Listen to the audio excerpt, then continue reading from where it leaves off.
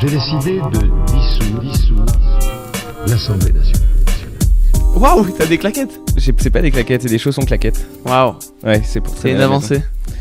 Chaussons claquettes. Ok. Du coup, donc là déjà on a bien enregistré l'enregistrement par rapport à la dernière fois, donc on est sur une avancée énorme. Bah, Et moi, je trouve on est que, sur ouais. un retour de Panayotis au Café Lo7 après une énorme année pour toi, non? Ça me fait bien plaisir. Une énorme année.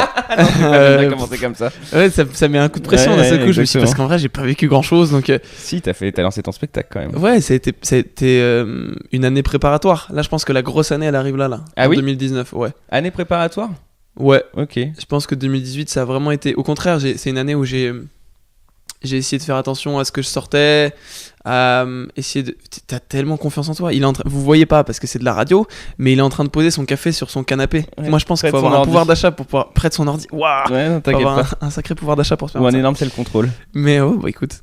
Et non, et du coup 2018, j'ai essayé en fait, en gros 2018, j'ai pris mon élan. Et là, j'espère que 2019, je vais pouvoir un peu avancer, tu vois. Donc tu sépares en gros vraiment là t'as vu quand tu as lancé ton spectacle, t'as lancé tes vidéos, la Didier et tout, qui est quand même les Didier dont on parlera aussi. Pour toi c'est un truc préparatoire quoi. Ouais. Ok. Tu l'as vu comme ça, enfin c'était quasiment planifié quoi. Ouais. Ok. C'est Bah, fort. les Didier, je sais pourquoi je l'ai créé. D'ailleurs, on a créé le concept avec Roman, que tu as Ouais, reçu ouais. aussi. Je sais pourquoi j'adore ce format, etc. C'est un format qui m'éduque un peu à la réalisation, à la composition, à l'écriture, à la dramaturgie. Donc, je vois ça vraiment comme du travail préparatoire, comme des études un petit peu. Tu vois, où je teste plein de trucs, je vais dans plein de terrains différents. Il y a des épisodes marrants, des épisodes tristes. Là, on va sortir des épisodes 100% tristes. Ok. Enfin, dramatiques, pardon. Et du coup... Ce que j'allais dire, c'est plutôt très drôle aussi pour l'instant. Mais Ah, du c'est coup, cool, du c'est coup, gentil. Ouais, t'as bah, envie il y a aussi des épisodes aussi marrants, et puis c'est dans la direction, tu vois. On a fait un épisode dernièrement, il y avait 22 figurants Ouais. à diriger, c'est quand même pas le même bordel. L'épisode du donc, Père Noël avec Thomas, ouais, DB. Ouais. exactement. Donc du coup, tu vois, moi ça me permet vraiment de tester et d'aiguiser un petit peu mon travail là-dedans, tu vois. Et puis quand je te parlais d'années préparatoires, ouais, le spectacle, j'ai beaucoup rodé le spectacle. Là, on lance la com d'ailleurs aujourd'hui. Ok. On lance les premières affiches, etc. Puis on va lancer On la est en com. direct, hein, donc les Tranquille, gens. waouh, en direct là. Ah oui, aujourd'hui, donc ah oui, d'accord, parce que ça va sortir plus tard. Bah, c'était lundi dernier, on lance la com et du coup, je suis très content, je suis très excité. Et puis là, mon court-métrage qu'on tourne bientôt. Puis il y a 2 films dans lesquels j'ai joué qui sortent cette année, donc ça va être cool, tu vois. Mais t'as des temps morts quand même parfois dans ta vie. Ouais, grave, j'ai tellement de temps mort. Ouais, t'arrives La vie, à c'est que, tu te chiller. jure, de ouf. Ok, parce que ça De fait ouf. beaucoup quand même. Mais en vrai, merde, pourquoi à chaque fois dès qu'on parle tous les deux, on arrive sur un sujet de dépression? Mais en vrai, moi je trouve un peu que mon bonheur quand je travaille, c'est un peu horrible. Je sais qu'il faut que je travaille C'est là-dessus. pas un sujet de dépression du tout. Je pense Ok. que c'est très bien. Moi, genre, je comprends. Faut Ouais, trouver. mais ça commence à me faire un peu bader, moi. Parce que.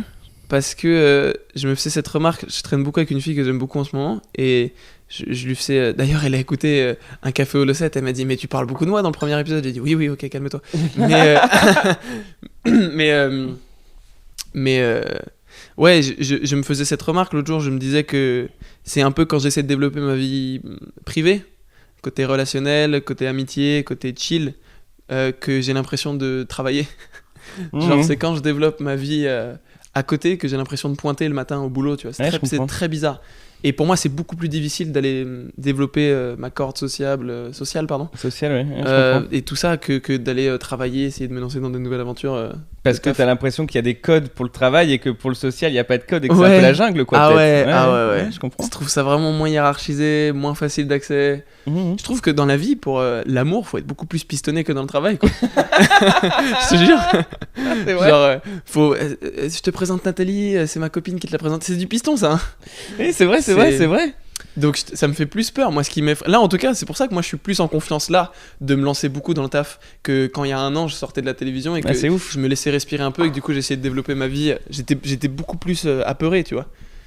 Ok. Beaucoup plus anxieux. Là, j'ai des temps morts, j'ai mes petits trucs, mais même dans mes temps morts, je travaille, mais je travaille moins, tu vois. Mais j'ai vraiment le sentiment de. Parce que t'as quand même, il y a aussi un truc au-delà, parce que dans le stand-up, je peux te rejoindre, je comprends, et puis j'ai des gens autour de moi que je connais qui réalisent aussi un peu, enfin qui font des vidéos, etc. Donc je vois ton quotidien, mais il y a ce truc de à la fois en plus pas de temps mort, et en plus en faisant un spectacle et un concept où tu sors des vidéos, etc. Il y a ce concept aussi de t'as fait 2 projets, donc le spectacle et les Didier pour l'instant en 2018, et peut-être qu'il y a eu d'autres choses que j'ai pas connaissance, mais des trucs finis où il y a ta vision dedans, c'est-à-dire moi par exemple je fais que des passages où je remets en cause à chaque fois tout ce que je fais. Toi il y a ce truc de ok, voici mon spectacle, achetez des billets, ok, voici mes vidéos, regardez-les. Donc il y a vraiment cette vision globale aussi où tu amènes les projets jusqu'au bout en très peu de temps, quoi. Mais c'est peut-être une insécurité au final, parce que je sais que je suis jamais content d'un projet. Ah oui. Il y a très peu de projets où, genre, par exemple, je sais qu'à la télé, j'ai longtemps discuté avec le producteur du Petit Journal et de Quotidien parce que j'étais jamais content des chroniques. Ok. Je voulais toujours les repousser, je voulais toujours la peaufiner et tout. Et on m'a toujours dit que le mieux c'était l'ennemi du bien. Moi je pense que c'est faux. Parce qu'en fait, il faut juste apprendre à définir son mieux à soi. Oui, c'est vrai. Et il n'y a pas de mieux universel. Non. Il y a le mieux à soi, quoi.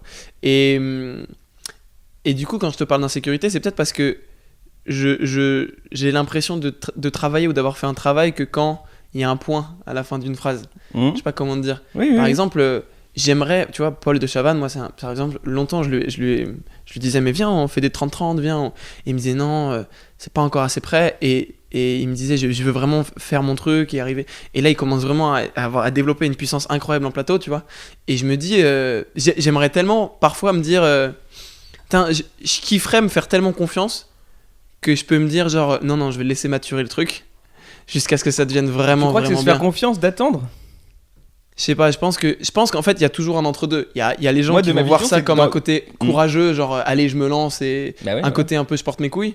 Mais il y a aussi un côté très je balance mes cartes, tu sais ce que je veux dire. Ah oui, ok. Tu vois, il y a des gens qui lancent des projets et qui travaillent dessus depuis 6 ans. Moi ça m'impressionne tellement.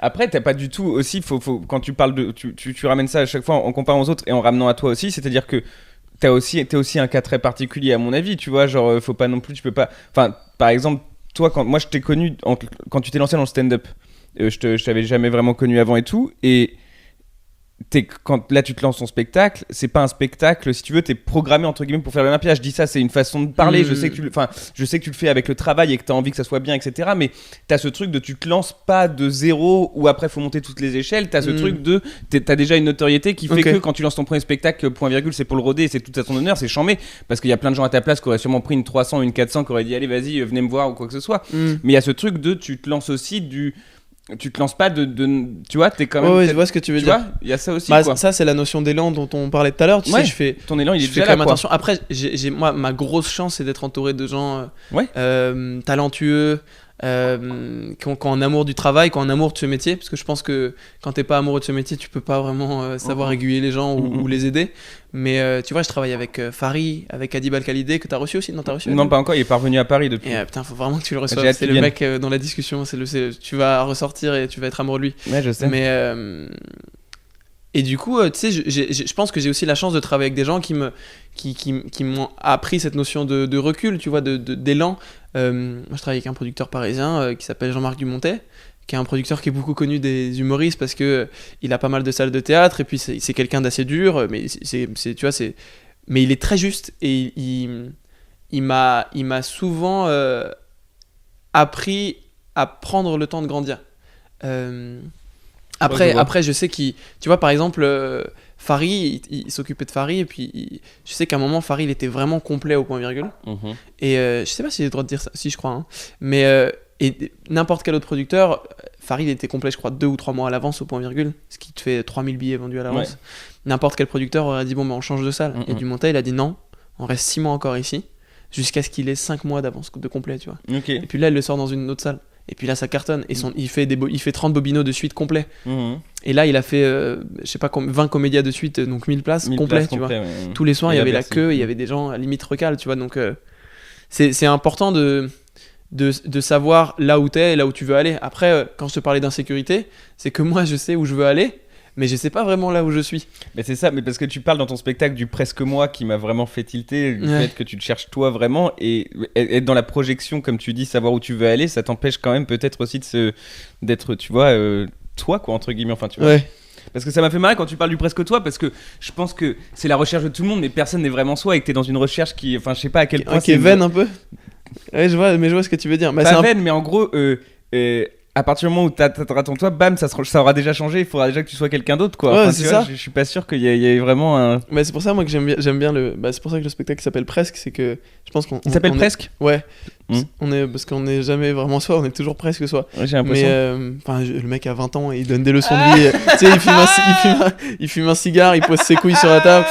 Allez, maintenant on appelle des non, mais putes. moi c'est comme Mbappé, j'aime pas qu'on parle des âges. Genre Ouais, oui, mais bon, ouais, bref, mais non, je suis d'accord. Après, en ce moment, tu sais, Ok, je vais arrêter de bégayer. Il y a 2 ans, quand j'ai quitté la télévision, tu sais, d'ailleurs, On en avait parlé. ouais, on en a parlé, je me suis vraiment laissé une période de jachère un petit peu, où vu que quand j'étais à la télévision, j'ai pas eu le temps de développer ma fibre, enfin mon moi. J'ai vraiment développé mon travail, j'ai travaillé mon expérience, j'ai travaillé mes relations professionnelles, mais j'ai jamais travaillé le reste. Donc là où un gamin il va apprendre à savoir qui il est, ses limites, sa stature, son charisme, à travailler ses relations personnelles, moi j'ai jamais travaillé ce truc, tu vois. Tu penses vraiment que ceux qui ont pas ça, ils l'ont travaillé aussi? Moi, je pense qu'ils ont pas conscience. Toi, tu cherches un truc dont t'as conscience, tu vois ce que je veux dire? Genre, Ah ouais. Bah, ça c'est la maladie des humoristes, on peut en parler après, mais on a conscience de tout et c'est un peu horrible. Ouais. Mais on analyse tout le temps. Ouais. Donc, et du coup, quand je suis sorti de la télévision, je me souviens, je saturais un peu du travail, je me suis dit, ok, laisse-toi respirer un peu. Et donc j'ai vraiment eu 6 mois où j'ai beaucoup vu mes potes, j'ai essayé de voyager un peu, bon, Clermont-Ferrand, J'ai quoi, mais- essayé de voyager, c'est Ouais, marrant parce comme que je phrase. sais pas réussir à voyager. J'arrive pas.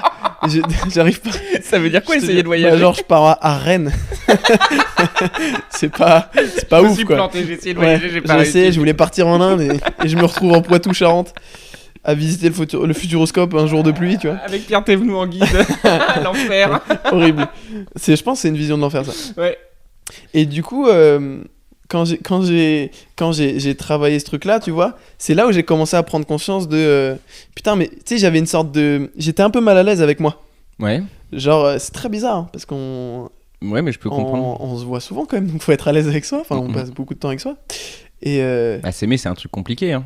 ouais, Personne s'aime vraiment, je crois. bah je m'étais pas posé la question avant, tu vois. Moi, je m'aimais beaucoup dans le travail, Mhm. donc enfin, je m'aimais beaucoup dans le travail. Attention, ça prend avec des pincettes. Genre, j'aimais mon travail. Ouais. Du coup, j'avais l'impression de m'aimer.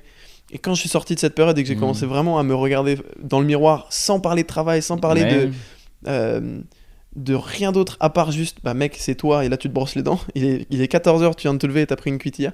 C'est plus du tout le même rapport. Et là, j'ai commencé à me rendre compte qu'il y avait des petits trucs qui allaient pas et que je m'étais construit énormément de systèmes de sécurité. Mhm. Et j'ai commencé à tous les désarmer un petit peu pendant cette période-là. Et puis là, je commence vraiment, je pense, à entrer dans une nouvelle phase de moi. une nouvelle mise à jour. Et je commence à être beaucoup plus à l'aise avec moi. Par exemple, Oui, j'arrive à traîner seul. J'arrive à être seul. oui, oui, ok. Euh, Tu sais que c'est juste, je pense à ça, c'est récent quand même cette recherche parce que et c'est génial. Moi, je trouve que c'est bien, il faut le faire. Mais ce truc de, ok, je me regarde dans la glace, je vois ce qui va pas, et ensuite j'enclenche des nouvelles phases ou j'enclenche des processus de réflexion sur pourquoi j'ai peiné à me regarder dans la glace ce jour-là. ouais. Ça, c'est Parce un que luxe. je hein. pense que C'est vraiment un luxe moi, qu'on mon a. grand-père, qui va Bah très oui. bien en plus, et je pense qu'il adore sa vie, il changerait rien à sa vie. Il se posait pas de questions. Mais zéro. Mais je ouais, pense ouais. qu'il a passé sa vie sur l'autoroute avec son gros 4x4 qui pollue, Ouais, ouais. et il a jamais regardé derrière, et ça reste une bonne personne. Ouais, ouais. Mais qu'à mon avis, selon Et les c'est codes pour de ça, société ouais. actuelle, a fait plein de mauvaises choses, mais qui a conduit tout droit toute sa vie, quoi. Et aujourd'hui, il a 88 ans, et puis il va finir, enfin, tu vois, il va finir tout De droit, ouf. quoi. Bah, tu sais, c'est pour ça que je te disais que c'est vraiment un luxe Mhm. de notre génération. Je pense de notre génération. Et en plus, nous, c'est un luxe parce que notre métier, c'est de se poser des questions sur nous. Mhm. Donc, c'est un deuxième luxe. On est sur du luxe au carré. Du luxe au carré. On est sur une luxation. Il y a Ouais. ce petit jeu de mots Super. génial. On est sur un deluxe au McDo. Ah, allez, super. Et Hakim Gemini. C'est ce que j'allais dire, ok. Et non, tu sais, notre génération, je pense qu'on a tellement de confort Mhm. qu'on a vraiment le temps de se poser d'autres trucs. Tu sais, à une époque, bah, genre, je sais plus ce que je me disais. Moi, tu sais, je me suis longtemps posé des questions sur l'amour et tout. Mhm. Et, putain, genre, mon daron, il y avait 6 meufs dans son village. Ma mère, elle faisait partie des 6 meufs, tu vois. Mhm. Genre, c'était pas du tout les mêmes trucs que nous. Et puis, dès qu'ils se sont mis en couple, ils étaient en mode, ok, faut qu'on mange.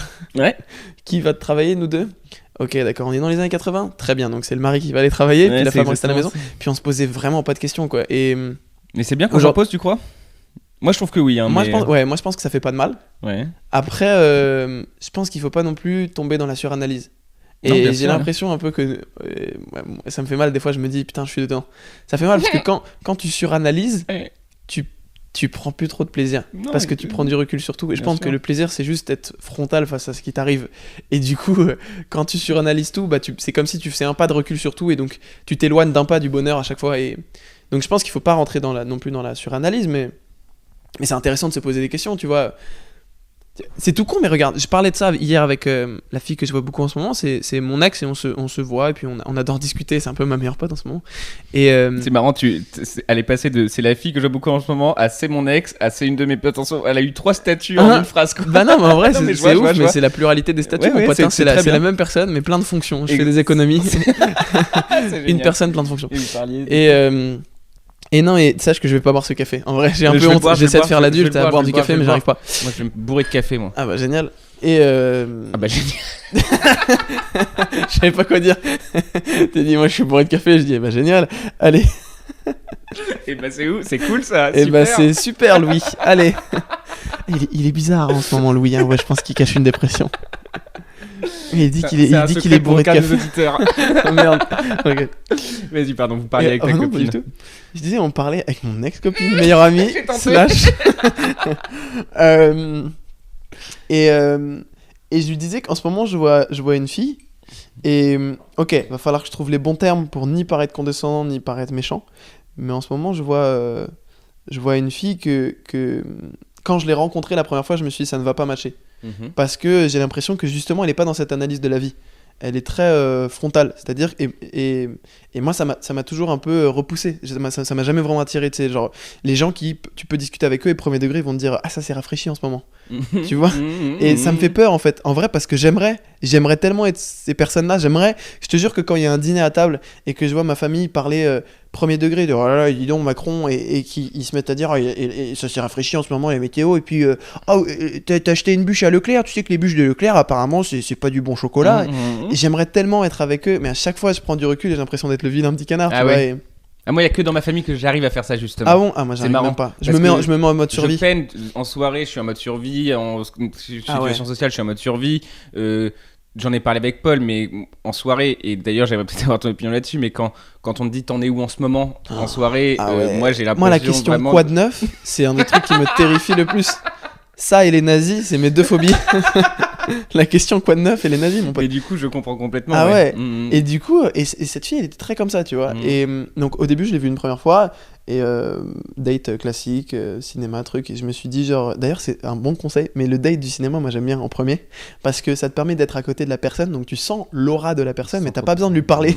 Exactement. Donc si j'aime, tu sais, alors qu'un date genre dans un resto, ça peut pas durer une demi-heure. Parce que en vrai, ça c'est un truc que j'ai essayé de faire sur scène, mais je l'ai sauté. Mais en vrai, tu sais en 5 secondes si la personne va te plaire ou pas. C'est Exactement. horrible. Mhm. Et du coup, c'est compliqué parce que tu peux parler genre 2 ou 3 semaines à la personne sur les réseaux, puis après tu la vois, t'arrives et tu dis salut, ça. Ah non, Ouais, exactement. c'est tellement rapide. Et du coup, moi j'aime bien le cinéma parce que ça te permet c'est une petite sécurité quoi. T'as pas besoin forcément de parler, donc de te forcer à parler. Et puis tu peux sentir l'aura de la personne et puis son odeur et puis. J'ai rien que sur Non, le je choix du film qu'elle va faire, t'arrives à te faire une opinion. Ouais. Ouais. Et moi un jour il y a une meuf, elle m'a ramené voir Transformers. Ouais, ça c'est cool. Et j'étais en mode waouh. Ah ouais? Une meuf qui t'amène voir Transformers, moi je trouve qu'il y a un côté badass quand même. Hein. Ah bon? Je sais pas, moi jamais invité au cinéma. Oh non, oh non, oh merde, c'était si triste. Et d'ailleurs, j'ai jamais vu un seul film. J'ai pas les sous pour rentrer dans une salle de cinéma. Qu'est-ce que ça fait la 3D? On m'a dit que c'était bien. Mais non, mais je voyais exactement ce que tu veux dire et effectivement, ça. Oui, Et du coup, cette fille au premier rendez-vous, je me suis dit bon bah c'est mort, tu vois. On partage pas le même rapport à la vie en fait.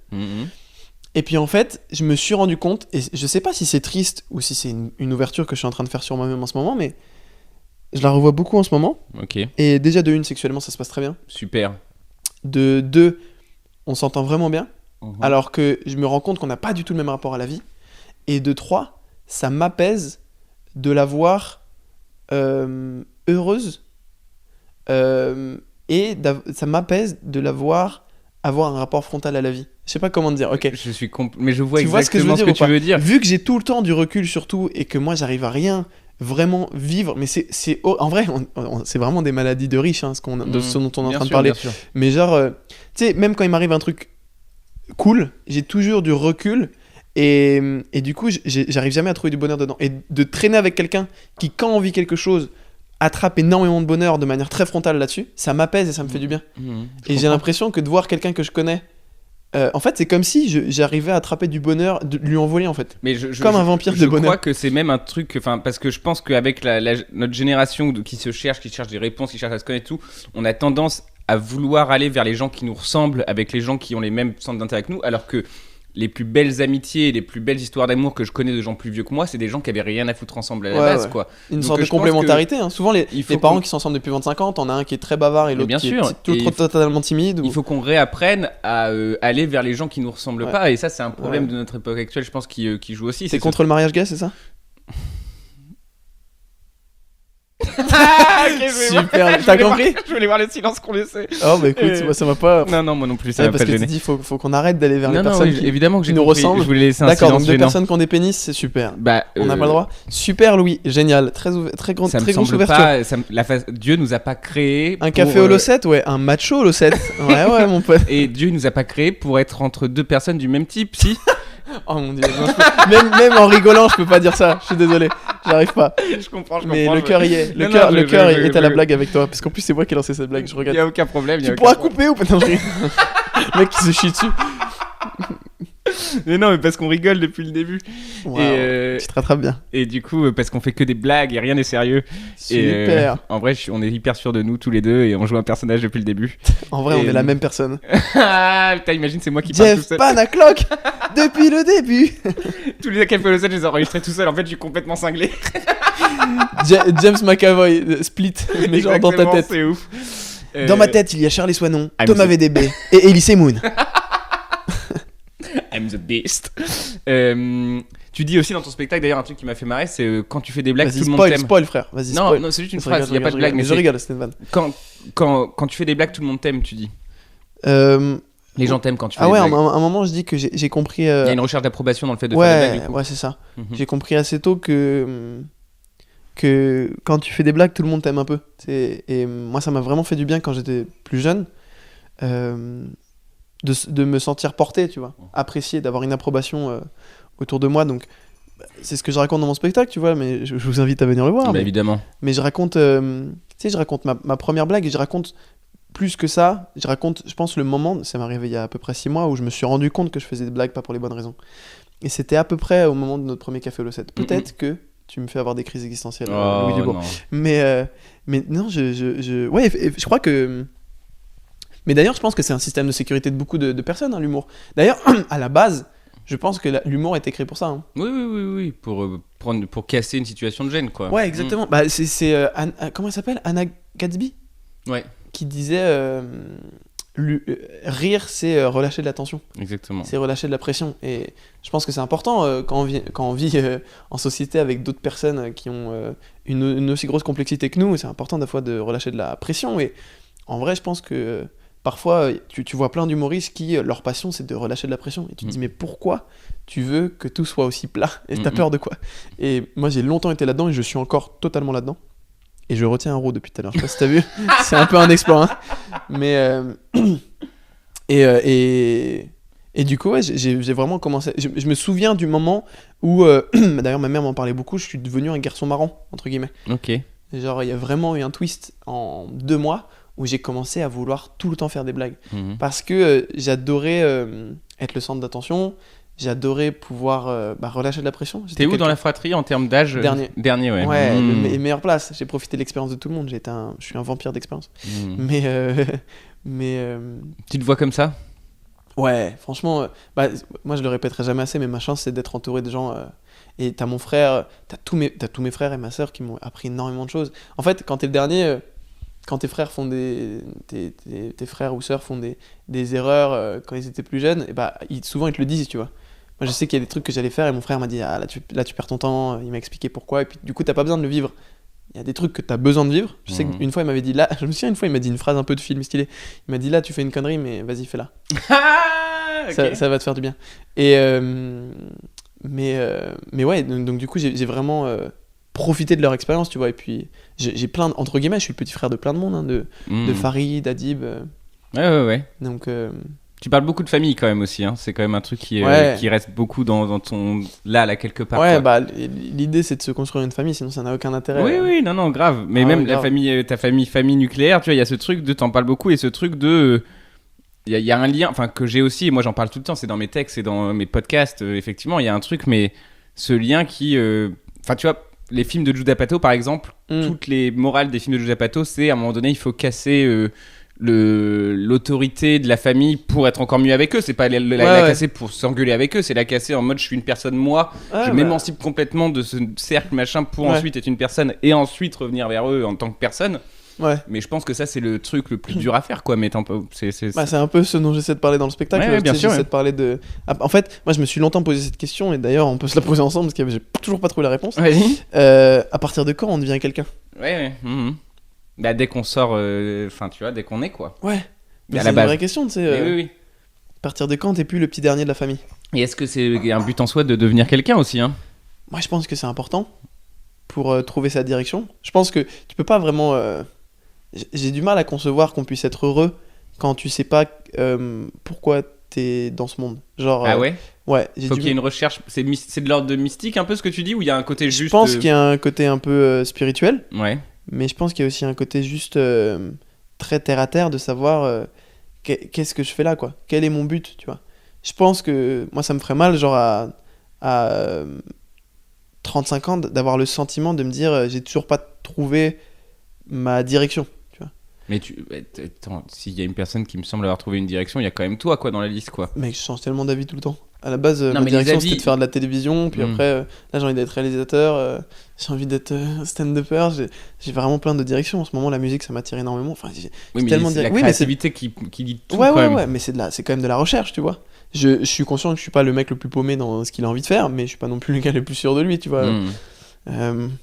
Mais moi je suis en période d'éveil artistique, j'ai 20 piges, donc je m'octroie le droit de tester plein de trucs et d'échouer. Là, tu considères que les gens, quand ils vont te voir sur scène ou quand ils regardent une de tes vidéos, ils regardent la vidéo où ils vont voir quelqu'un sur scène qui est en éveil, qui est pas. Enfin, tu vois, c'est ça que tu. Je pense que là, pour le stand-up, ça commence vraiment à se caler, tu vois. Ok. C'est-à-dire que je pense que sur scène, je commence à être vraiment très à l'aise. Ouais, ça se voit. Et je commence à être vraiment dans mon univers. Parfois même d'ailleurs plus que dans la vie. Ouais. Genre des fois je passe une mauvaise journée et quand je suis sur scène je me sens respirer. Bah ouais. Donc je pense que ça y est, ça veut dire que j'ai un peu trouvé ma place là-dedans. Dave Chappelle il le dit, hein, genre je suis jamais moi-même sauf quand je suis à un micro et qu'il y a des gens devant moi. Hein. Ah bon ? Bah ouais, c'est marrant, je savais pas. J'allais dire dans le café au... Waouh. C'est pas dans le café au 7 du tout, Dave Je Chappelle. te souhaite tellement de le recevoir. Mais dans Comedian in Car Car un gros joint ensemble. Non, dans Comedian in Car Getting Coffee avec Seinfeld. Jerry Seinfeld, il en Ouais. parle, je crois que c'est dans cette interview-là. bien, faut Et l'écouter. il dit ouais que en gros il se sent mal à l'aise tout le temps en société, etc. Un peu comme on a pu le dire au début de la conversation. Et avec ce côté de par contre dès que j'ai un micro et machin, j'ai l'impression de savoir ce que je dois faire, savoir qui je suis, etc. Donc effectivement. C'est marrant, il y a- mais je pense que c'est peut-être parce que on a dû. J'essaie de. Ok, on va essayer de faire ensemble une analyse. Vas-y. Mais c'est marrant ce qu'il raconte parce que je pense qu'on peut tous plus ou moins s'identifier à ça. En tout cas, si on devient humoriste, c'est qu'on a ce besoin-là, je pense. Je pense que c'est une quête personnelle humoriste. La plupart des gens ils disent ma passion c'est de faire rire les gens. Je pense que c'est faux. Je pense que ta passion c'est de voir les gens rire à tes trucs. Il y a une légère nuance. C'est vraiment un besoin personnel, une quête personnelle. Ça, c'est la volonté d'être compris quoi. Ouais, c'est ça. Et plus que d'être compris, c'est la volonté d'avoir un impact sur quelqu'un. Parce que, Ah ouais, tu crois ? Ouais, je pense parce que t'as beaucoup d'humoristes qui ont des sujets très intéressants, mais qui ont besoin d'avoir beaucoup de blagues dedans pour avoir l'impression d'être intéressant. Tu sais, je pense que t'en as beaucoup quand ils racontent quelque chose et qu'il n'y a pas de rire, ils ont ce truc-là de « Ah, il m'écoute pas, il m'aime pas », tu vois ce que je veux dire ? Alors que non, mais je pense que c'est vraiment aller chercher, plus que de l'attention, c'est aller chercher de la réaction. J'en parlais récemment, moi, avec Paul, je crois, justement, de ce truc de...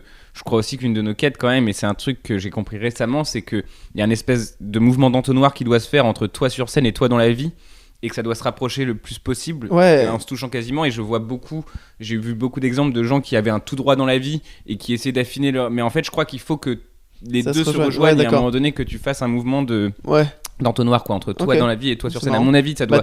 T'as Cassel dans une interview dernièrement qui a dit un truc. Attends, après, vas-y. je mets en liste de lecture Dave Chappelle après. Vas-y. Mais t'as Cassel qui a dit un truc qui m'a beaucoup intéressé en interview dernièrement. Il disait que être acteur, et je pense que ça s'ouvre à pas mal d'autres domaines artistiques, il disait c'est ouvrir des portes. Et il disait, il a donné un exemple qui m'a un peu marqué. Il disait, tu vois, quand j'ai fait Mesrine, je sais jamais comment on dit, il disait j'ai travaillé un rire pour le personnage, et il dit maintenant c'est devenu mon rire dans la vraie vie. Ah ouais ? Et il disait au début je comprenais pas, et en fait je me suis dit est-ce que je joue le perso dans la vraie vie ? Et il s'est dit non, en vrai ça a ouvert une porte.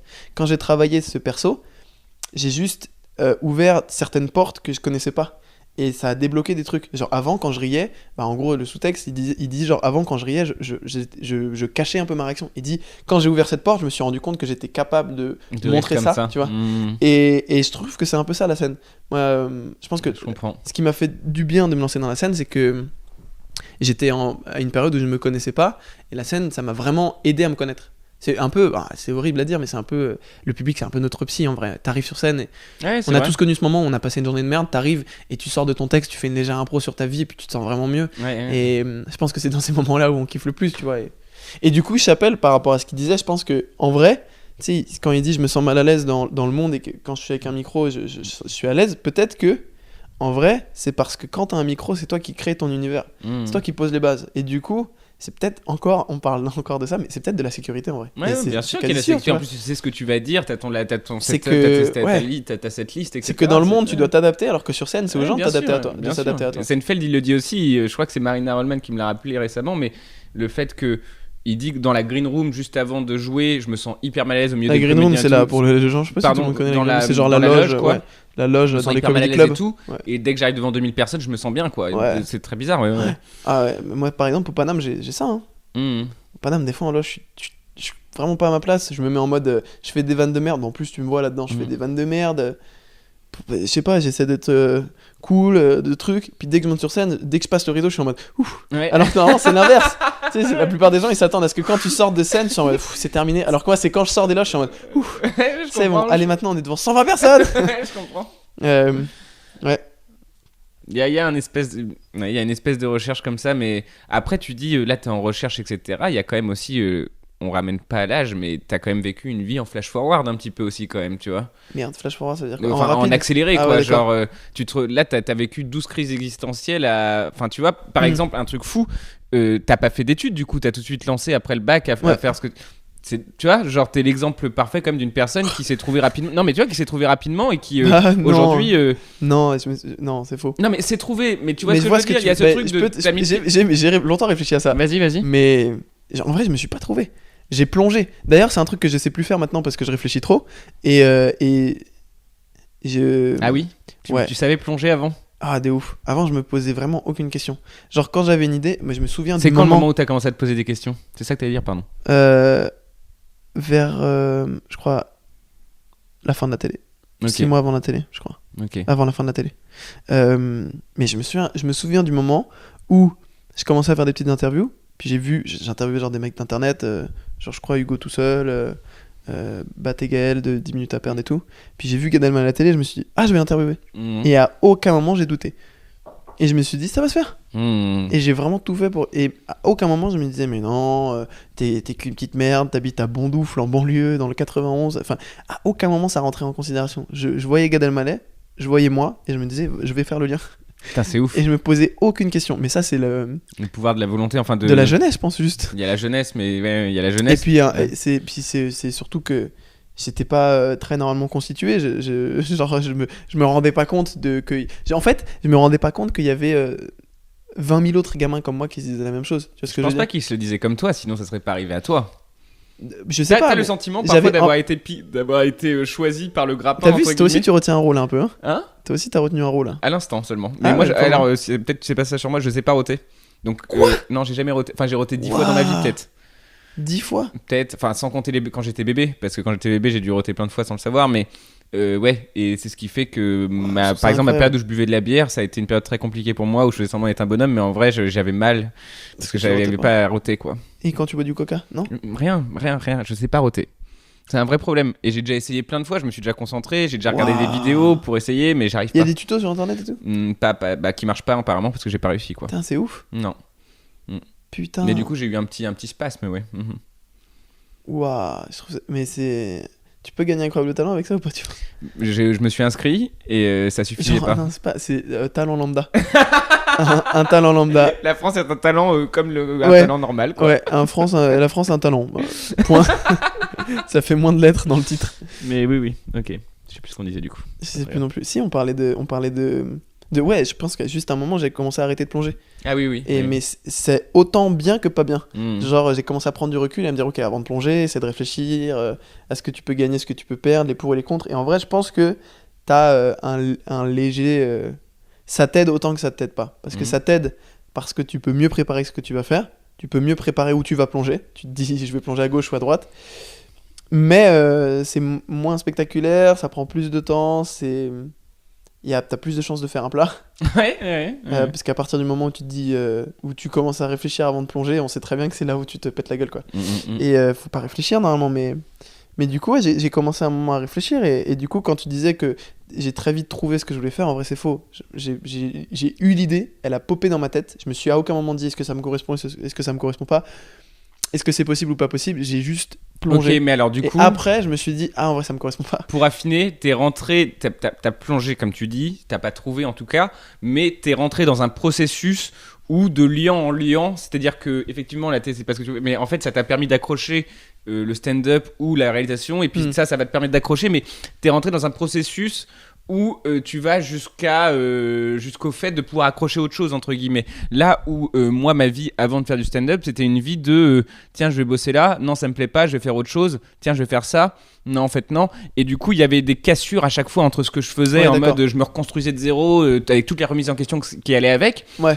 Et je pense que c'est la vie de beaucoup de gens qui se posent beaucoup de questions, et c'est Farid disait on est tristement privilégié d'avoir trouvé ce qu'on aimait, et Ah ouais. je trouve que la formule est belle, et je la répète dans beaucoup de podcasts parce que je trouve que cette formule est belle. Et il y a ce truc de t'as très jeune, moi qui ai passé 27 ans à casser à chaque fois, bah non en fait je vais pas faire ça, remise en question, chômage horrible, je sais pas quoi faire, machin.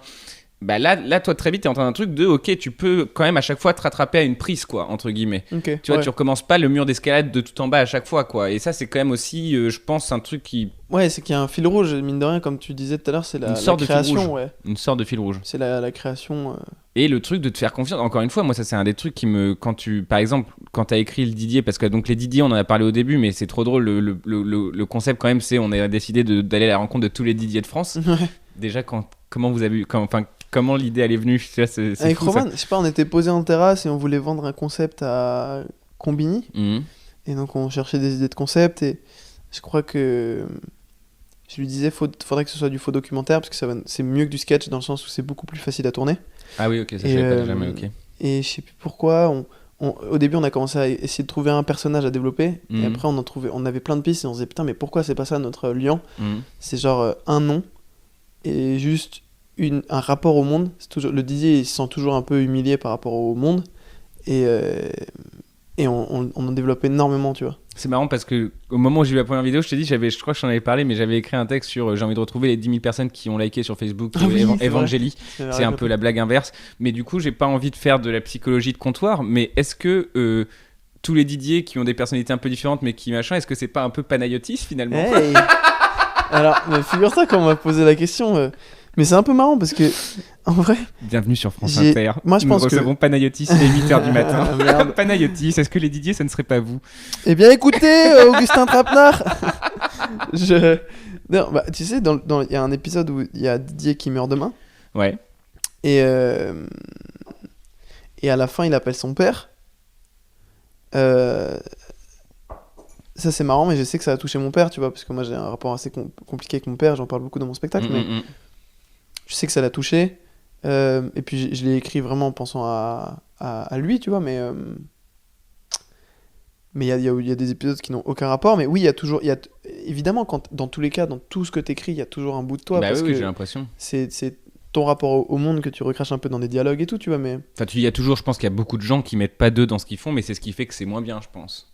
je sais pas. Enfin, c'est quand tu mets un peu de toi dans quelque Ouais, chose, je vois tu vois, c'est là je où vois à un ce que moment donné, tu veux faut dire. s'impliquer, quoi. Je sais pas, après je le fais pas forcément consciemment, tu Bien vois, sûr, mais évidemment. quand j'ai essayé d'écrire, bon d'ailleurs c'est un des épisodes que j'aime le moins, mais quand j'ai écrit genre l'épisode Didier Chief of Happiness, donc Happiness Manager, c'est un Didier qui est chef du bonheur dans une start-up C'est et quand qui est même drôle. responsable du bonheur et tout. Et bah je me suis rendu compte quand on l'a monté et tout, je me suis dit putain mais en fait c'était tellement moi au collège. J'étais tellement cette personne-là. Ah, t'étais en mode, allez, oh, ça va Ouais. les gars. Ouais. Un cappuccino, ok, ok. Exactement. Et j'étais je voulais être très autoritaire. Je voulais être très aimé. J'essayais d'être un peu marrant et créateur de vibe, alors que ça cassait les couilles à tout le monde. Créateur de vibes, c'est marrant. Ouais. Et en vrai, au final, je voulais juste qu'ils m'aiment, tu vois. Ok. Et donc c'est un peu cet épisode, je pense. Mais donc ouais, évidemment. Après, c'est pas non plus. c'est pas moi, mais Non. mais ouais, il y a toujours un bout de nous, je pense, tu vois. Ouais. Mais tout à l'heure, on parlait. Moi, il y a un truc que j'ai beaucoup aimé. Alors, comment ça s'appelle le mec qui a écrit L'Art de la guerre? Sun Tzu. Sun Tzu, ouais. Je sais pas si tu connais, genre, l'énergie du désespoir. De nom, enfin j'ai déjà entendu la Et formule. bah, j'ai lu ce truc dernièrement et je me suis dit, putain, en vrai, quand tu te lances dans un projet, c'est vraiment intéressant ça.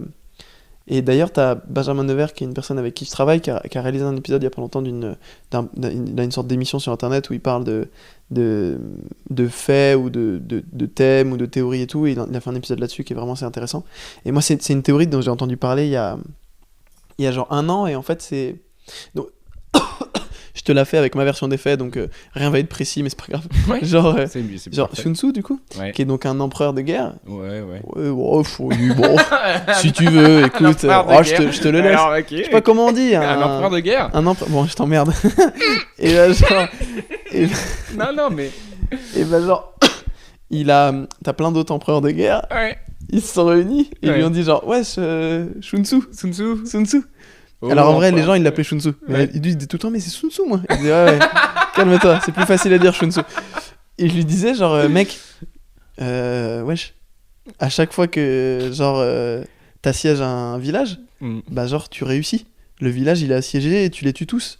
Et il lui disait, genre, wesh, Shun Tzu, explique-nous, qu'est-ce qui se passe? Sun Tzu. Ok. Non, je te jure que non, c'est nous qui faisons l'erreur. Mais moi j'essaie de lui rendre mémoire, ok? Et lui, il a dit, Ouais. mais vous aussi, vous assiégez des villages et vous arrivez pas, vous êtes nuls un peu. Ouais. Et les autres, ils ont dit, ouais, on est nuls, peut-être, mais vas-y, dis-nous pourquoi toi tu réussis, frère. Et Sun Tzu, bah, je le dis à ta manière, il leur a dit, bah en fait, moi, quand j'assiège un village, je laisse une ouverture, une porte de sortie. Il dit, alors que vous, quand vous assiégez un village, bah vous mettez votre milice tout autour du village, il n'y a aucun échappatoire. Du coup, les gens dans le village, ils savent qu'ils vont mourir. Il n'y a aucun échappatoire, il n'y a aucune porte de sortie. Du coup, ils n'ont plus rien à perdre. Ça développe une adrénaline et un instinct de survie qui s'appelle l'énergie du désespoir, selon lui, qui fait qu'ils vont donner tout ce qu'ils ont pour combattre. Et du coup, là, c'est le genre d'histoire où tu vois des récits où un mec il se prend un coup de hache dans le dos et il continue à courir. Tu vois ce que je veux dire? Parce qu'il a tellement d'adrénaline et tellement plus rien à perdre qu'il se chie pas dessus. Le petit Stark. Ouais, et j'ai pas la référence. C'est Game of Thrones. ouais, j'ai pas vu. Ah, ok. Et genre, et il disait, moi, quand Rip. j'assiège un village, je laisse toujours une porte de sortie visible. Je laisse toujours une petite ouverture où je mets aucune milice, aucun militaire. Comme ça, dans le village, au début, ils ont peur, puis après, ils voient une porte de sortie et commencent à se dire, ah, on peut aller par là. Et du coup, ça crée de la panique, de la confusion, de la peur. Et du coup, t'as pas l'énergie du désespoir. Et t'as une sorte de. Ils ont plus tous la même direction, donc t'as pas la même énergie, tout est C'est dissipé. hyper intéressant. Et là, je peux les tuer. Et du coup, quand j'ai lu ce truc, moi, normalement, là où t'es censé comprendre la guerre, c'est pas bien. Moi, j'ai compris. Putain, en vrai, quand tu veux faire quelque chose, faut que tu te laisses aucun plan de sortie. Bah, alors c'est ça que j'allais dire du coup, parce que j'ai l'impression, Faut que moi tu te laisses personnellement, aucun plan B. d'utiliser la technique des autres dans le stand-up, c'est-à-dire je me suis empêché de sortir, là j'ai aucun plan de sortie et je me suis créé une vie où mes potes, ma famille, tout ça, ces gens-là savent maintenant, ça y est, que la priorité c'est de faire de la scène le soir, enfin au-delà des choses de la vie qui feraient que évidemment ils passent avant, mais ce que je veux dire c'est que je me suis créé un truc où il n'y a aucune porte de sortie, mais est-ce que c'est bien? Est-ce qu'on ne devrait pas faire comme Sun Tzu et nous mettre une petite porte quand même? Est-ce que ça nous relâcherait pas un peu de pression? Est-ce que c'est pas la petite porte de Sun Tzu, c'est l'espèce de trou qu'il y a au-dessus de la baleine qui permet de, tu vois, genre on respire un bon coup, tu vois? Est-ce qu'il nous manque pas une porte de sortie justement? Moi, je pense pas. Je pense que justement. Après, je pense qu'il y a deux types de personnes dans ce métier. Il y a ceux qui ont une. Attends, je cherche les bons mots. Évidemment. Mais en gros, je pense qu'il y a ceux qui sont. En fait, on connaît tous énormément de gens qui sont vraiment très bons. Et on se dit, mais pourquoi ils remplissent pas des Olympiades? Et je pense que c'est des gens qui se donnent pas forcément l'opportunité de présenter leur talent à tout le monde. Parce que peut-être. Je sais pas si c'est par peur ou par flemme, mais tu sais, t'as des gens qui ont vraiment un talent inné et qui vont pas forcément le mettre à leur avantage, tu vois. Et moi, je verrais ça comme une porte de sortie. Ok. Je pense que, tu vois, Farid, moi, ça m'a toujours impressionné. Il m'a dit depuis mes 11 ans, je savais Ouais. que j'allais faire des grandes salles, tu vois. Et lui, il s'est laissé aucun Ouais, échappatoire. mais lui c'est Kylian, hein. Lui c'est le mec qui à 11 ans c'est en mode Ah je sais que ouais. je vais être le meilleur joueur du monde quoi. Ouais. Et genre, et là, il va faire Bercy, quoi. Moi Moi, je Et- me vois plus comme un. Ouais, non, vas-y, pardon. Pardon, vas-y, J'avais fait vas-y. une référence footballistique trop précise que Ah, t'aurais merde. pas compris, Ouais, désolé. pas du je tout. me suis auto. Juste coupé le mot avant. footballistique, ça me ferme. Je comprends Il y a pas. aucun problème. Mais j'aimerais tellement connaître le foot. Et On en du coup, parlera après. ouais, je pense que t'as ceux qui, quand ils ont quelque chose entre les mains, vont se dire. Mais tu vois, regarde, c'est l'exemple de. C'est l'exemple de ma mère et mon daron. Je peux prendre cet exemple. Genre, mon père, je sais pas si j'en ai déjà parlé, mais mon père, il avait des. Mon père, il avait des louis d'or à la maison qu'il avait récupéré de je sais plus quoi. Super. Et lui, il voulait les garder. Mhm. Le trésor, il était là. Ouais, ok. Il avait des louis d'or dans les mains et son trésor, il était là. Personne n'était au courant qu'il avait des louis d'or et puis lui, il kiffait. Puis il les a gardés tellement longtemps. Et puis t'as des gens qui, quand ils ont des louis d'or, vont faire quelque chose. Et puis ils vont aller soit les montrer, les présenter, en parler à tout le monde, briller avec ces louis d'or. Après, il y a deux versions. Je dis pas que dans les deux cas, t'en as des louis d'or. Ouais. Donc dans les deux cas, tu kiffes ta life, tu vois. Ouais. Mais il y a deux manières différentes d'approcher le métier, tu vois. Il y a des gens Exactement. qui veulent faire ce métier. C'est peut-être les plus puristes au final. Hein. Mais t'as des mecs qui sont vraiment très forts et qui vont aller chercher autre chose que peut-être le succès ou autre, tu vois. Et c'est pas du tout qu'ils ont foiré quelque part. Au contraire. Moi, je pense pas Mais- que le succès soit un truc à aller chercher à tout prix. Mais Ah par non, contre, pas du tout. Oui. Tu vois, c'est la référence dans Good Will Hunting, tu vois, de Gus Van Sant, là, où t'as le professeur Lambeau qui dit mais m'en veux pas parce que t'es une merde, tu vois, parce que t'as foiré et que personne te connaît.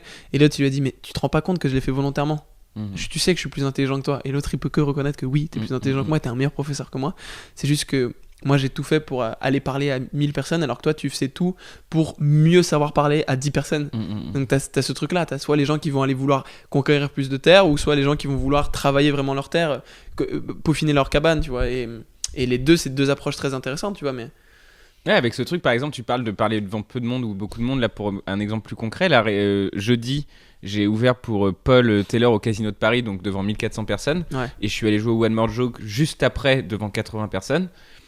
Et honnêtement, l'expérience était dingue d'arriver au Casino de Paris, de voir ce mur de gens et tout, c'est impressionnant. Enfin, il y a un truc assez impressionnant bien de voir passé ça. Oui, ça va. Je suis passé en premier, donc il y avait la lumière sale pendant la Ah première ouais, minute de mon chiant, passage et qui est revenue après.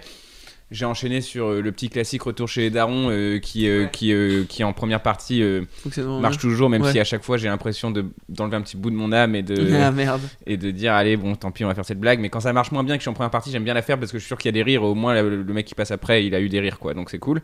Enfin je suis sûr qu'il y a des rires, non je peux bider mais on sait jamais, mais voilà, en tout cas là il y en a eu en l'occurrence, donc ça a été.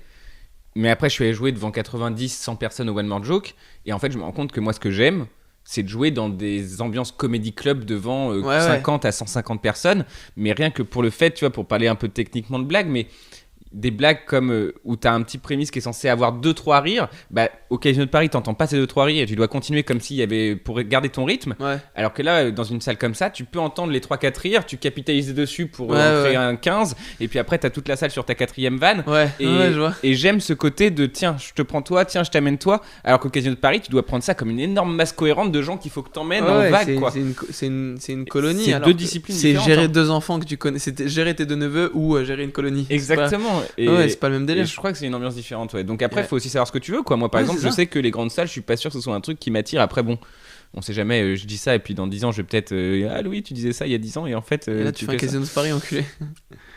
J'espère que Bah, j'aurai bien le sûr. choix, mais j'espère d'avoir le choix, mais je pense que pour l'instant, l'état d'esprit dans lequel je suis, c'est ce truc de les salles à taille humaine sont quand même plus agréables pour le type de. Enfin, ça dépend des gens, quoi, je pense. Je aussi. vois. Ok. Voilà, bon, après, c'est. Non, je vois. Je sais pas trop. Mais ouais, du coup, ouais, il y a deux approches. Il y a.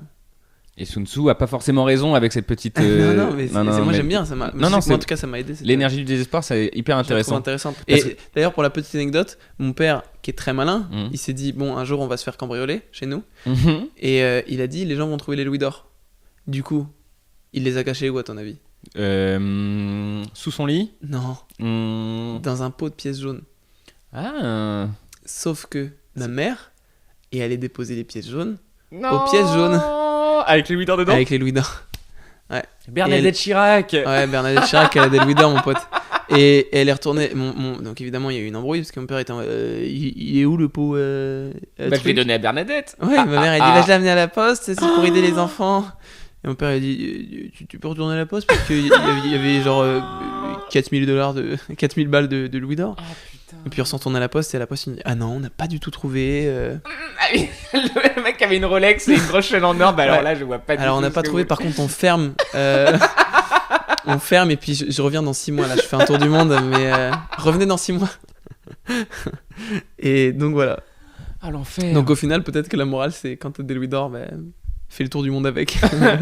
Non mais en vrai oui, profitez Je sais pas. de profiter. Je sais pas, Mais je sais pas, c'est marrant que tu dis je sais pas parce que je c'est suis un un autre peu en truc que train de j'avais- m'allonger dans ton Tu fais canapé ce là. que tu veux, Ouais, ouais. J'avais noté dans ton spectacle que tu disais souvent je sais pas aussi.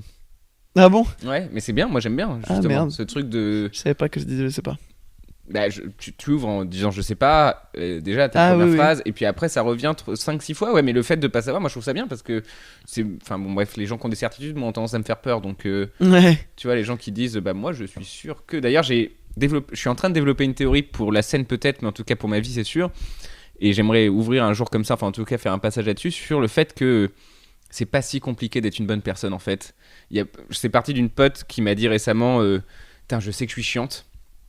Et c'est une phrase qui m'a fait bugger en mode comment ça mais c'est-à-dire que si tu sais que t'es chiante ça peut se résoudre enfin tu Ouais, vois genre change-le. je comprends pas cette phrase de je sais que je suis Grave. chiante je vis avec mes défauts et prenez-moi comme je suis quoi qu'il arrive et tout évidemment qu'il faut pas changer complètement mais je pense que ça s'affine et il y a ce truc de dans mes théories de c'est pas si compliqué d'être une bonne personne il y a le fait d'écraser ses certitudes quoi genre vraiment d'arrêter avec les certitudes et d'arrêter de dire j'ai raison quoi il y a une scène dans alors ça va pas être enfin je sais pas comment mais en tout cas j'ai regardé si c'est dans attends, j'ai pas envie. En fait, c'est que j'ai envie de trouver la bonne référence. Mais en tout cas, je sais plus où j'ai vu ça. Mais il y avait un mec qui était pour Trump et un mec qui était pour Hillary Clinton qui discutaient pendant les élections. Et j'ai Ok. vu ça, mais je sais plus dans quoi. Putain, ça me saoule.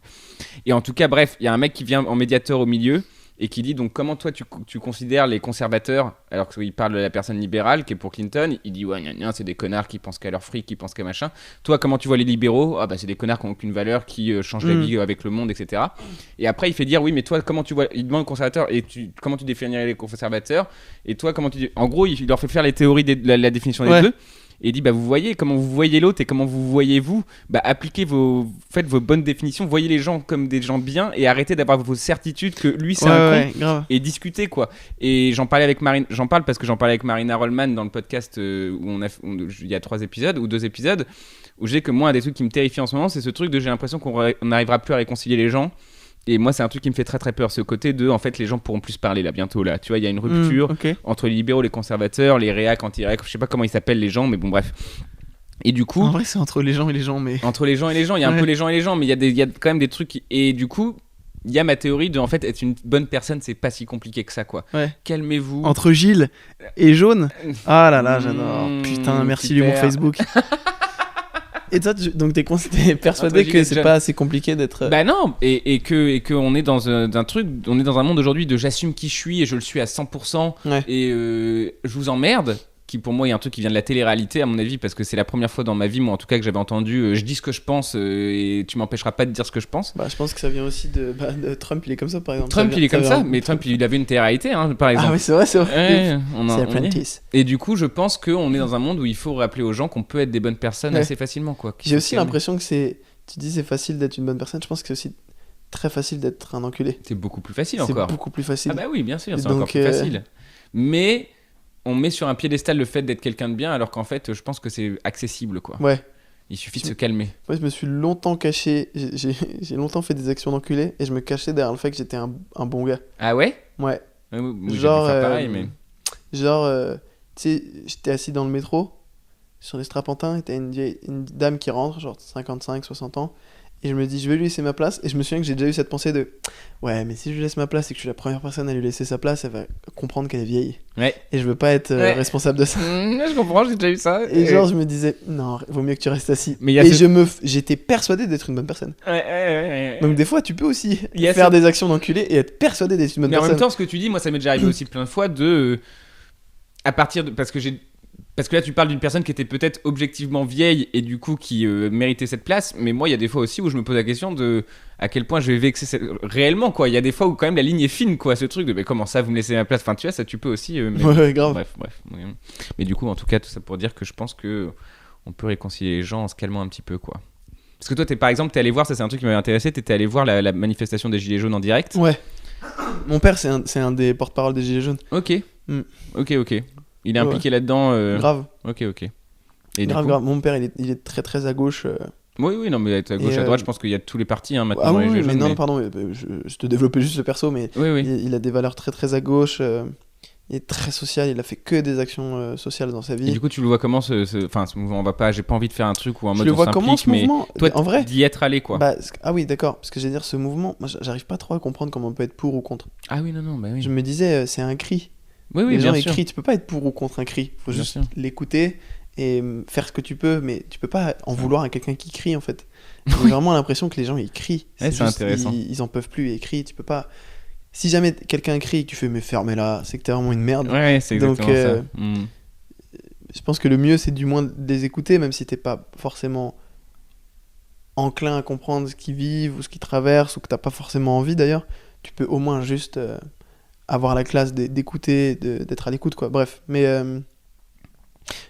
moi j'y suis allé, c'était très dur. Hein. En fait, je voulais voir parce que j'en avais un peu marre de regarder la télévision et que on me ressorte les mêmes choses, qu'on me livre un point de vue sur le truc, tu vois.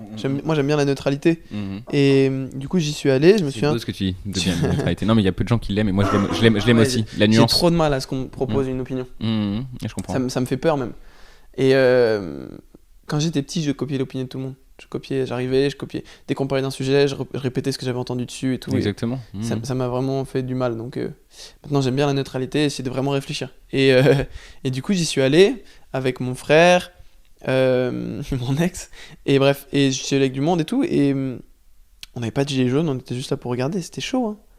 C'était vraiment chaud. Il y a un truc dont on parle pas, c'est la violence policière, et ça, c'est un truc qui rend fou les gens, J'ai quoi. pas trop envie de rentrer là-dedans, mais Non, moi j'ai vu des trucs vraiment hardcore. Sans en rentrer. J'ai vu des trucs compliqués des deux juste côtés. que t'as ok. vu, quoi. Mais j'y suis allé vraiment. Je crois que c'était un des jours où il y avait le plus de monde. Et en toute honnêteté, c'est la police qui a commencé. Pourquoi t'as pas trop envie d'entrer là-dedans? Parce que il y a toujours des contestations de tous les côtés.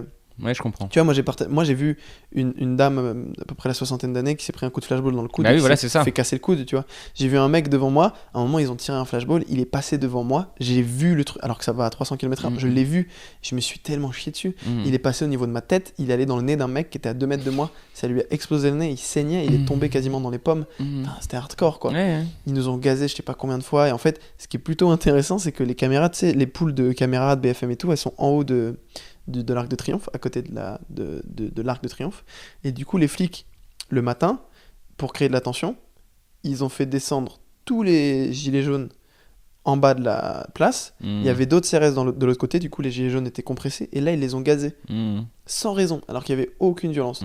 Ils nous ont gazés, ils ont jeté en haut, c'est tombé au centre, ils nous ont gazés, ils ont mis des grenades désencerclantes, donc il y a de la TNT dedans, donc ça fait mal, ça fait peur, ça terrifie.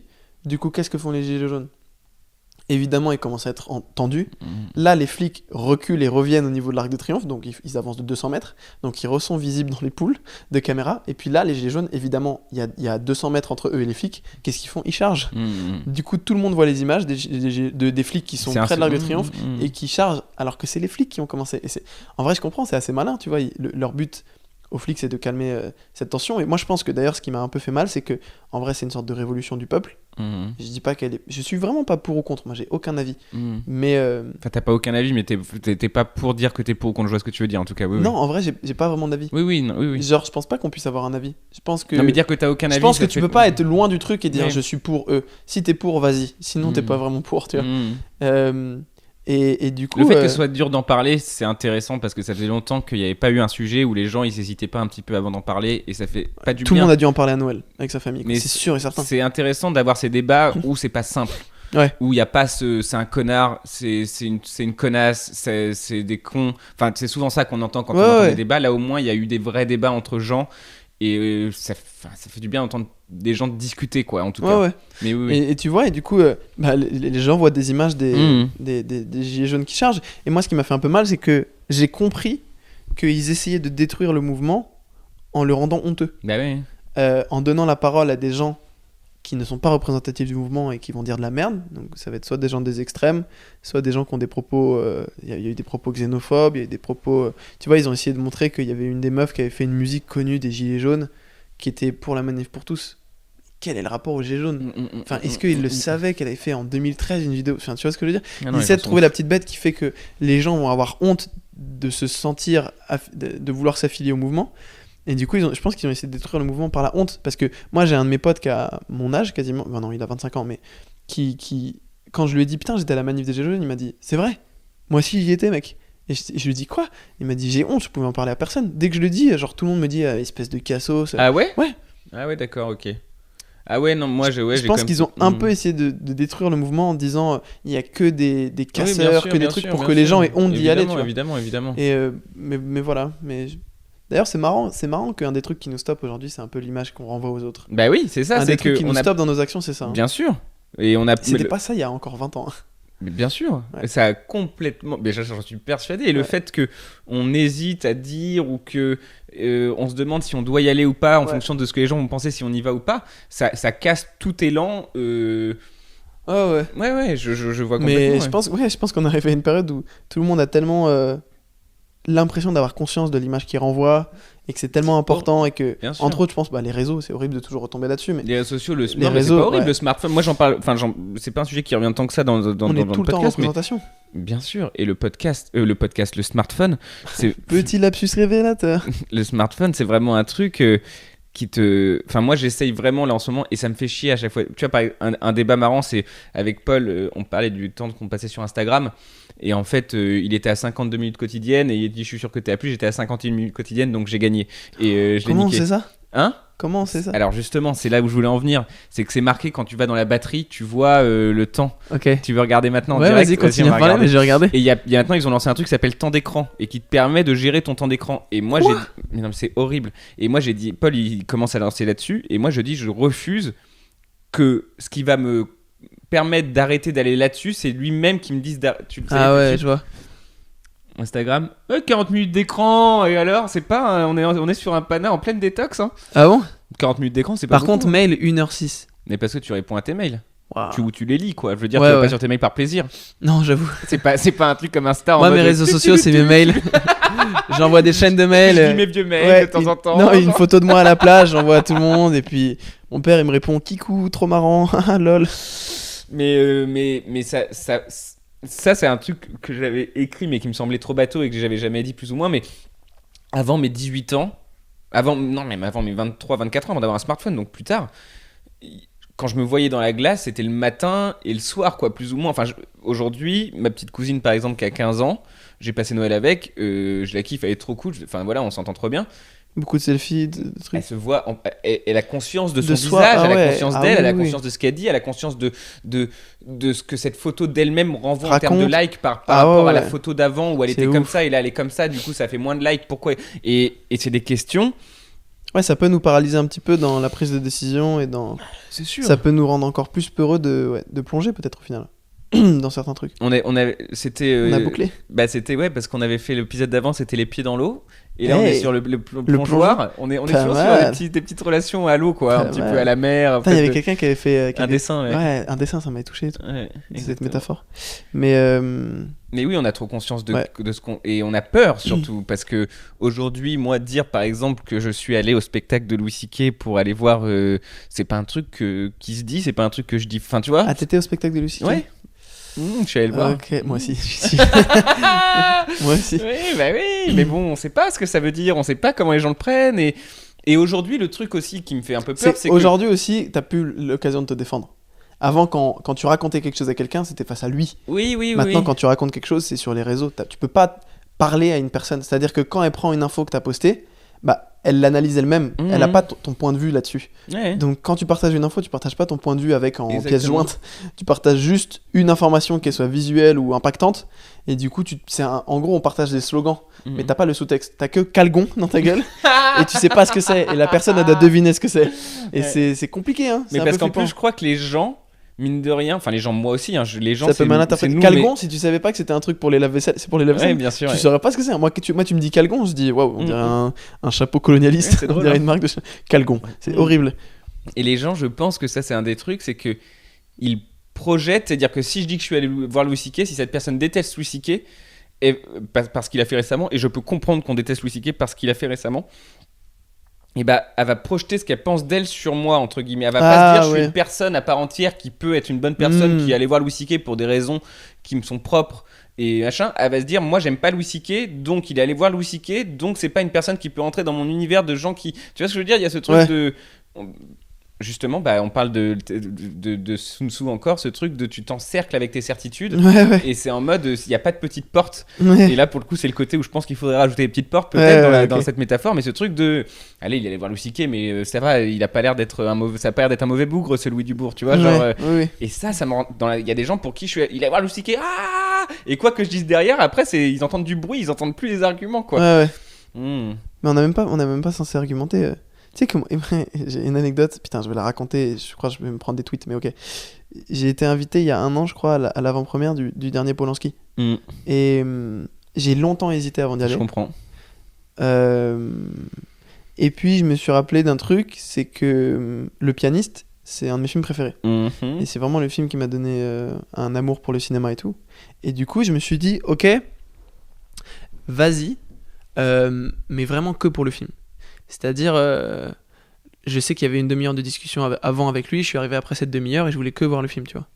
Et en tant que vraiment amateur de cinéma, et pour comprendre, parce que mine de rien, ça reste quelqu'un qui est très fort en cinéma, tu vois. Et d'ailleurs, moi je me souviens qu'un de mes profs, un jour, il nous avait dit, ok, putain, je digresse encore, mais un de mes profs d'histoire, il avait dit, Hitler était un génie.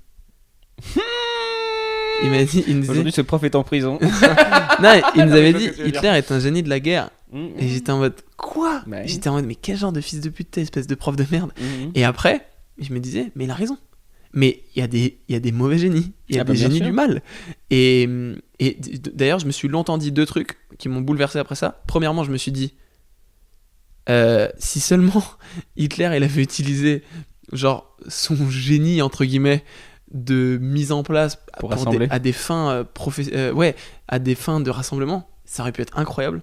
Je m'étais dit, qu'est-ce qui fait que tu peux être aussi malin dans certains trucs et aussi horrible et abject dans d'autres choses. Ça m'a longtemps fucké la tête. Je comprends. Et deuxièmement, je me disais, ce qui me tue le plus, je crois, c'est de savoir que lui, il était persuadé d'être un bon gars. Bah oui, de son point de vue, bien sûr. Ça m'a longtemps froissé. Ça m'a fait... ça m'a horrifié. Il est arrivé à un tel niveau... Et ça, c'est aussi un des gros problèmes, c'est que quand tu arrives à un tel niveau de pouvoir, il n'y a plus personne qui te dit la vérité. Et que je pense qu'il y a que des gens qui ont dû hésiter à un moment donné à dire... Farid, il en parle dans son spectacle. Ah ouais ? Ouais, tu sais, dans son premier spectacle, il disait, moi, ce qui me choque, c'est pas forcément Hitler. Il dit évidemment que c'est choquant, mais ce qui me choque, c'est les gens autour d'Hitler. Bah oui. Il dit, au début, il y a aucun mec qui a dit, il part en couille là, le patron. Exactement, ouais. Exactement. Et je pense que tu arrives à un stade, et c'est, tu vois, on parlait aussi de succès, de notoriété, etc. Ça va avec aujourd'hui, c'est pas les nouveaux Hitler, on va, mais il y a ce truc de gens qui font de la merde et plus personne ne leur dit la vérité, quoi. Ouais. Et ça fait peur. C'est un peu flippant, tu vois. Et du coup, Polanski, t'es allé voir le film, ouais. Je voulais aller voir le film, et donc j'étais arrivé après cette demi-heure de discussion et tout. Et puis j'arrive devant et t'as énormément, t'as un rassemblement de femmes et tout. Et t'as plein de caméras, des reportages pour filmer les femmes qui empêchent les gens de rentrer et tout. Et je me souviens, je me suis dit, en vrai, j'ai pas envie d'y aller. Je comprends. Tu sais, je me suis dit, j'ai pas envie d'y aller. Il y a des femmes qui sont en train de crier devant, et je préfère être de leur côté, tu vois. Et je me souviens, je suis allé parler avec elle, et avec une des femmes, et j'avais vraiment envie de comprendre, tu vois. Et je lui ai dit, mais tu sais que moi, là, j'allais y aller. Et je lui dis, et ça me fait, genre, entre guillemets, je lui dis, genre, ça me fait plaisir que vous soyez là, parce que il y a des trucs dont je me rends pas compte, mais après je lui disais, et au début elle a commencé à être un peu genre, et pourquoi t'allais y aller, nanana, et je lui dis, mais waouh, calme-toi, j'ai mes raisons aussi, tu vois, t'as les tiennes de venir te mettre devant tu vois. Je dis, en vrai c'est des raisons communes, parce que ce qu'il a fait c'est horrible, donc on peut pas dire je suis pour ou contre, t'es évidemment contre, mais je lui disais, moi j'ai mes raisons qui fait que je suis venu, tu m'as fait changer d'avis, mais fais un pas vers toi, fais-en vers moi, tu vois. Ce qui est ouf dans cette histoire, c'est que t'as eu le courage, ou en tout cas l'impulsion de faire le processus jusqu'au bout, c'est-à-dire que tu aurais pu aussi te censurer dès le début, rester dans ton canapé et dire non, je vais pas le voir parce que c'est pas bien, et là t'y allais, et le fait de ne pas y aller en voyant le regard des gens qui ont l'air plus énervés que t'y ailles, que toi t'as envie de voir le film, bah je pense que ça te fait comprendre un truc plus important que de se censurer à la base, tu vois, ça m'a, en fait, c'est pas, non, ça m'a pas choqué, genre je me suis pas dit ils ont l'air plus énervés que j'ai envie de voir le film, je me suis juste dit il pousse un cri, tu vois ce que je veux dire. Je me suis dit, il pousse un cri et j'ai envie de les écouter. Je préfère écouter eux qu'un mec qui est dans sa tour Après, d'ivoire. il y avait ce débat, mon frère il m'avait parlé de ce débat entre Sainte-Beuve et Proust à l'époque, où en fait Sainte-Beuve c'était le plus grand critique littéraire du début du 20e en gros, D'accord. et Proust donc le plus grand écrivain du début du 20e, en gros, du 20e tout court je pense, et du coup Sainte-Beuve partait du principe qu'il fallait tout connaître de l'écrivain avant de pouvoir dire ce qu'il pense de l'écrivain. D'accord. Et Proust était en guerre contre ça pour notamment cacher son homosexualité, parce qu'à l'époque c'était pas aussi voilà, la même société. Et du coup lui il partait du principe qu'il fallait absolument lire le livre, voir ce que tu ressens, et après si on t'intéresse tu t'intéresses, mais il faut d'abord te faire une opinion sur ce que la personne crée. C'est un peu le débat Céline quoi, est-ce que tu lis Voyage au bout de la nuit ou pas, est-ce que Céline... Putain, j'ai aucune référence. Bah, Je sais pas lire. Céline c'est un mec qui est notoirement antisémite, mais qui a écrit Voyage au bout de la nuit, qui est un des plus grands livres du 20e siècle quoi. D'accord, ouais. Et c'est le débat Oui, de est-ce que ouais, tu ouais. lis ou pas ce livre, comme Polanski quoi, est-ce que tu vas le voir pour... Tu vois, tu peux aussi séparer, c'est tout le débat, c'est séparer Comme l'homme Bach. de l'artiste quoi. Bach, qu'est-ce qu'il a fait Bach?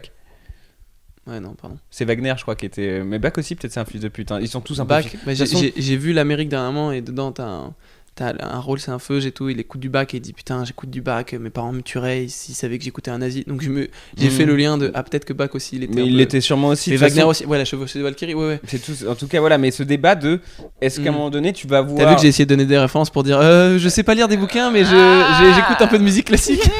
C'est ridicule, pardon, vas-y, désolé. Non mais c'est normal, on est tous C'est un parce peu dans que le j'avais le trouvé. seum de pas lire, je me suis dit il faut que je lui montre que je connais des trucs aussi. En plus C'est c'est pas... ridicule. Attends, parce que tu m'avais quand même dit, je crois que c'est dans le premier Café au 7, que t'avais une bibliothèque remplie de livres que tu fantasmes de lire un jour quoi. Ah ouais, mon dieu. C'est drôle. Je te jure, des fois je lis une page, la première page, et je me dis waouh, j'ai hâte un jour. J'ai lu. Ouais, mais je me dis juste de savoir qu'à tout moment je peux me cultiver, ça me suffit. Ah Je mais sais moi pas j'en comment parle dire, sur scène, hein, c'est quand je horrible. dis je lis pas pour lire, je lis pour dire que j'ai lu, et c'est une grande ouais. différence.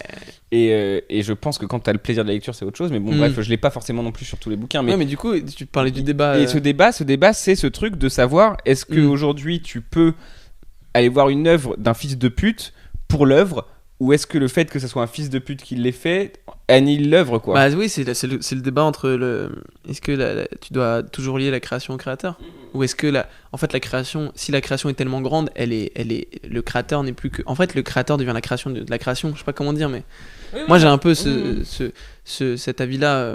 Je pense qu'au bout d'un moment, quand la création est immense, elle dépasse. C'est plus la création d'un créateur. Ouais, je vois ce que tu veux dire. Tu deviens un artisan de ta création. Je sais pas comment dire. Tu deviens. C'est comme si tu voulais pas visiter Notre-Dame parce qu'un des mecs qui avait taillé une pierre, c'était. Bah pour moi, quand tu crées un truc aussi gros que des bouquins immenses ou des trucs, je pense que tu deviens juste un tailleur de briques. Ouais, c'est vrai, c'est intéressant. Moi, j'ai un peu ce point de vue. Je pense que tu vois, David Lynch, il avait donné une interview, pardon. Et dedans, il disait. En fait, il disait notre métier, c'est de savoir attraper des idées. Ouais. La plupart des gens, ils pensent qu'on crée des idées, mais on les attrape. Et il dit, en vrai, on est des pêcheurs.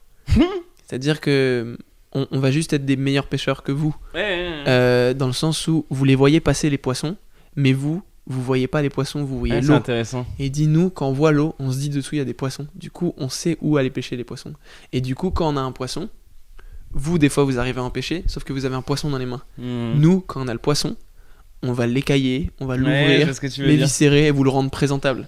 Et du coup, quand tu manges ton poisson, est-ce que ce que tu retiens c'est le poisson, ou est-ce que ce que tu retiens c'est le poissonnier? Et moi, entre autres, je me suis fait cette réflexion avant cette avant-première de Polanski, et je pense que après, c'est la dissociation de caution. Tu vois, peut-être que j'aurais pas dû aller à une avant-première, parce que quand tu vas à une avant-première, il y a le réalisateur, donc tu cautionnes le poissonnier. Mais en vrai, moi, je voulais voir le poisson. Oui, tu voulais voir le poisson avant tout le monde. Mais tu voulais le voir avant tout le monde, ce poisson. Je sais pas pourquoi dans toutes mes métaphores, il y a du poisson ou de l'eau. Il y a de l'eau, il y a un truc, on toujours, analysera au troisième Café au 7. Mais c'est mon affiche en plus, ça va être mon affiche. Ah oui? Ouais, bah tu sais, avec la barque là et tout. Ah oui, c'est vrai. Donc c'est marrant, ça va être... Putain, il y a un rapport avec les temps, génial. Et donc voilà. Ok, bah écoute, dernier petit truc que je voulais voir avec toi. Et ton après, sexe.